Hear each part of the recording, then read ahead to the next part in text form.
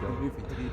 Bonjour à toutes et à tous. Alors voilà, une nouvelle vidéo de la COP des sources. On est super content aujourd'hui parce qu'on est enfin chez Géochanvre. Depuis le temps qu'on discute avec eux de loin par téléphone pour les sacs, pour le paillage, etc. On est enfin venu les voir aujourd'hui. Donc on vous laisse profiter de cette belle vidéo et puis bah, c'est parti. Donc voilà, on est avec Frédéric, fondateur de Géochanvre. Donc bah voilà, Frédéric va nous expliquer un petit peu le concept.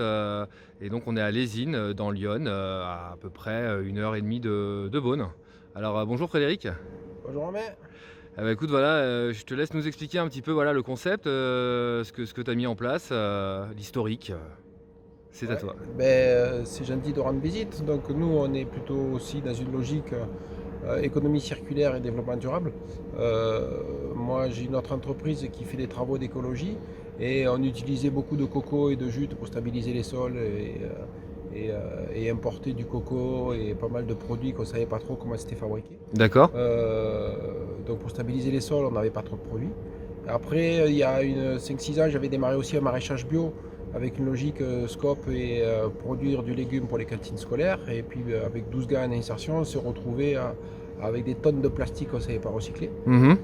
Donc dans les deux métiers, je me suis dit, il y a un vrai problème d'intrants, il y a un vrai problème d'origine de ces paillages. Mhm. Donc on est parti pour refaire une logique locale sur du chanvre et d'arriver à en faire des paillages. Donc ça se passe plutôt bien et on arrive à faire des milliers de mètres carrés de produits locaux faits avec du chanvre. Donc là aujourd'hui c'est ce qu'on voit derrière les ballots là entre autres. Tout à fait. Les ballots donc de paillage pour à la fois pailler les potagers, pailler pour les vignerons aussi. Les vignerons et les jardins d'espace vert, tout ce qui est un peu espace public où vous voyez du plastique, interpellez-vous pour savoir pourquoi on met encore du plastique qui est interdit. Et appeler Géochanvre pour que les collectivités locales passent au chanvre. Et puis c'est un produit quand même made in Bourgogne-Franche-Comté, malgré mon accent. Ce qui est évident, c'est que les Bourguignons, je trouve qu'ils sont pas assez chauvins. Euh, Vas-y, vas-y. Mais ce qui est évident, c'est il faut faire marcher des filières. Nous, on est un circuit court. L'intérêt qu'il y a, c'est Tout à fait. de jouer aussi sur les paniers locaux, etc. Mhm. Et c'est le combat commun de dire l'enveloppe aussi, l'emballage aussi. Et on a une traçabilité sur ce qu'on dit, on le fait. C'est ça, effectivement, la culture du chanvre ici au niveau local est complètement écologique finalement. Il y a rien. L'avantage qu'il y a, c'est que ce sont des cultures qui ont plusieurs milliers d'années d'histoire. Et il y a bien une ère avant le plastique et avant le glyphosate, et on savait Ah oui. cultiver aussi. Donc ça veut dire que le chanvre, on a besoin de rien. Ni de produits phyto, ni de pesticides, ni rien du tout. Mm. Et en fait, on arrive à produire ça même sur des captages d'eau potable. D'accord. Donc il y a une vraie logique d'avoir une traçabilité sur des plantes que l'on sème en mars, avril, mai et que l'on récolte en septembre, octobre en n'ayant fait aucun coup de tracteur, Rien du tout. à l'ancienne. Ouais. Et dans une logique bourguignonne, ça pousse bien. C'est le dernier bastion européen de production et qui, en fait, les anciens utilisaient la graine pour les animaux, pour tout ce qui est pharmacopée, etc. Et eux aussi un petit peu, puisqu'on avait 200 000 hectares, Mhm. il y a une centaine d'années. Et la fibre, ils s'y mettaient tous dans les rues principales de tous les villages. Il y a une grande rue qui est en lien avec les chanvriers, qui est en lien avec la canebière. Là aussi, c'est un lien avec D'accord. l'affilage du chanvre. Bien sûr à Royan, bien sûr de partout où on avait de la marine, il y avait de la corde, il y avait des voiles, il y avait des toiles de marine.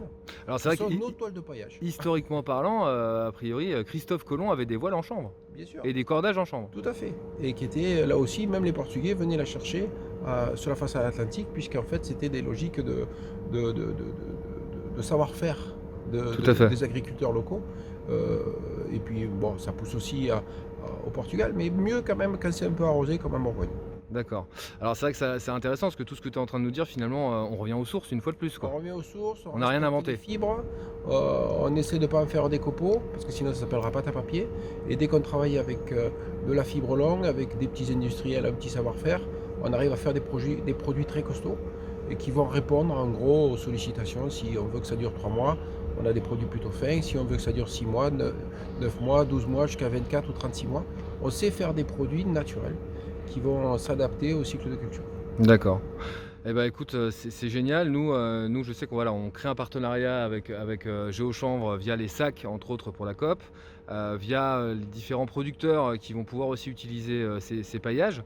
Et on reviendra du coup plusieurs fois vous voir, enfin te voir et ton équipe pour aussi voir tout au long de l'année, voilà, ce qui se passe. On va voir aussi tout à l'heure, différents éléments, de production. Puis bon, on est super contents parce que c'est local, c'est chez nous et c'est top. Et on est bien d'accord, hein, c'est une histoire d'équipe. Donc Tout à fait. là aussi, ne pas hésiter à questionner tous les gens qui se succèdent et qui sont là pour apporter un message à peu près crédible et qui soit reproductible et traçable. C'est-à-dire que ce qu'on dit, on le fait. Voilà. Exactement. Puis on peut peut-être rajouter, effectivement, seul on va plus vite, mais ensemble on va plus loin. Ah oui, c'est clair, surtout. Bah, écoute, merci Frédéric et merci de nous avoir accordé du temps. Et bon décollage à vous, on est derrière vous et on vous supporte comme vous nous supportez. Un grand plaisir. Merci. Merci, à bientôt. Alors là, on continue du coup l'interview. Maintenant, on est avec Sandrine, donc la chargée de communication de Géochanvre, qui va nous expliquer un peu voilà, le fonctionnement, comment ça marche. Allez, c'est à toi. Alors, Géochanvre, c'est simple. On utilise de la fibre de chanvre, donc de la fibre locale, cultivée en Bourgogne-Franche-Comté. Et on va simplement la compresser avec de l'eau sous pression. Donc on va la napper d'abord et puis après la compresser. Donc il y a le nappage, voilà, le nappage c'est bien particulier. Voilà, donc on va napper pour avoir, donc comme on fait des toiles de paillage, on cherche une régularité de l'épaisseur sur toute la largeur. Donc on va napper de manière régulière sur un tapis roulant qui va faire avancer la matière jusqu'à arriver jusqu'à l'hydrolieuse. Et en fait, l'hydrolieuse, c'est quoi? C'est de l'eau sous pression qui va venir plaquer, compresser les fibres de chanvre entre elles pour pouvoir les lier. C'est des fibres longues que l'on travaille. Et à la fin, on va sécher tout ça et donc qui va nous permettre d'avoir un produit très résistant et parfaitement stable. Donc c'est pour ça que du coup, vous êtes situé juste à côté d'un cours d'eau. Alors on est sur un lieu où en fait on a un accès à l'eau et puis après donc l'eau elle va être retraitée par lagunage. Elle est très peu souillée puisque la seule matière avec laquelle elle sera rentrée en contact c'est de la fibre de chanvre. C'est naturel. Donc elle est simplement après retraitée par lagunage sur le site. D'accord. Et donc tu as les magnifiques sacs avec toi là qu'on vous a déjà présentés à la COP des sources. Et donc ces sacs, voilà, tu m'expliquais qu'effectivement ils sont fabriqués aussi des couturières. Alors voilà, donc ce sac, donc du coup, il est composé de notre feutre de chanvre, donc 100% chanvre, la composition, pas de colle, pas de liant, pas d'additif. La seule chose qu'on aura rajouté, c'est le fil de coton. Oui. Et après, pour sa fabrication, donc il a été développé par ma collègue avec l'origine avec la communauté de communes du Tonnerrois. Et donc on a travaillé avec l'ESAT qui est à côté de chez nous. Travailleurs avec un des travailleurs handicapés et puis également une couturière locale. Et ce qui nous permet de proposer un sac cabas très résistant et donc 100% naturel et en végétal français local, ce qui est très très rare. Et c'est les sacs qu'on vous proposera à la COP des sources, hein. On vous rappelle, c'est hyper important. Donc il y a aussi des prototypes qui vont être produits par Géochanvre pour des sacs pour porter les bouteilles, etc. Bon, pour que ça soit adapté. Donc c'est génial. Est-ce qu'on peut rajouter, Sandrine ? Ce qu'on peut rajouter, c'est qu'on va être aussi dans du zéro déchet parce qu'à la fin, alors il est très résistant. Les questions typiques qu'on nous pose, c'est et s'il pleut, il n'y a pas de souci, hein, c'est comme un sac de coton. Quand vous êtes dehors et qu'il pleut, il ne se délite pas. Donc nous, c'est pareil, c'est très résistant. Par contre, à la fin, quand vous en avez marre, comme c'est du chanvre à 100%, vous pouvez le mettre dans le compost. Et là, il va vraiment, c'est du vrai compost. Hein, ça, c'est super. Écoute, merci Sandrine. Bonne journée. À bientôt. Bonjour Thomas. Bonjour. Alors voilà, on a Thomas aussi. Donc ton rôle à Géochanvre, c'est quoi du coup, Thomas ? Moi je suis commercial. Commercial. Au sein de chez Géochanvre. D'accord. Alors est-ce que tu peux nous expliquer un petit peu le fonctionnement du paillage, à quoi ça sert, qu'est-ce que ça peut remplacer, aussi bien au niveau viticulture, au niveau maraîchage, au niveau potager. Je t'écoute. Alors notre paillage, c'est une solution alternative pour les désherbants chimiques ou les paillages plastiques. Donc on peut intervenir dans différents domaines, que ce soit le maraîchage, la viticulture, le potager, mais également chez les paysagistes ou dans les villes, et notamment aussi l'agriculture urbaine qui se développe de plus en plus. En termes de paysage, c'est vraiment pour remplacer les produits phytosanitaires qui sont maintenant interdits dans les villes. Tout à fait. Donc on est vraiment dans une solution naturelle qui peut remplacer ce type de produit, que ce soit pour des programmes de replantation d'arbres ou, comme on a dit, agriculture urbaine. Dans le maraîchage, pour tout type de culture, on voit aussi bien des légumes ratatouille, tomates, aubergines, jusqu'à des cultures type melon ou alors petits fruits, fraises. Et le potager également, chez soi, chez nous. Moi aussi j'en ai et ça marche très très bien. Les différents avantages, donc déjà trouver une solution alternative et également le chanvre apporte d'autres apports agronomiques très intéressants pour le sol. Donc c'est perméable à l'eau. Donc comme le paillage est perméable à l'eau, il n'y a pas d'effet de ruissellement comme on peut avoir sur un paillage plastique. Donc on peut avoir... C'est absorbé par le sol. Exactement. Le principal intérêt, c'est notamment l'effet anti-désherbage. Donc du coup, le positionner autour de la plante, on n'a pas à venir désherber, ni manuellement, ni chimiquement ou mécaniquement, comme on peut avoir comme dans certaines cultures, type viticulture.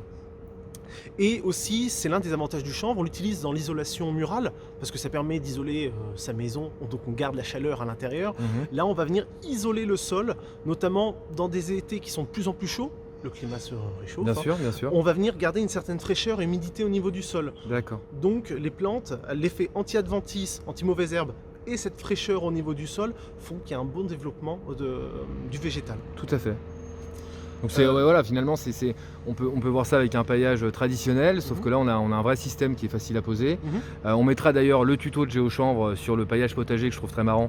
Et donc, du coup, ça va vraiment vous permettre de voir comment ça peut fonctionner. C'est très très simple. Et alors, la durée de vie à la maison pour un paillage traditionnel classique, c'est à peu près, une fois qu'on l'a posé au sol, il va durer combien de temps Il va durer 1 an. 1 an, une bonne année, moi je dirais même. Une bonne année, il va durer. Après, tout dépend des conditions climatiques. Voilà, c'est ça. S'il y a une inondation ou autre. Tout à fait. Voilà. Mais c'est prévu pour 1 an. Voilà, donc après, effectivement, ça se transforme en compost. Exactement. Et donc, ça va venir nourrir votre sol en matière organique. En plus. Donc on fait revenir la vie du sol. C'est approuvé par la nature. Eh ben, très bien. Eh ben, merci Thomas. Merci à vous. Au revoir. Au revoir.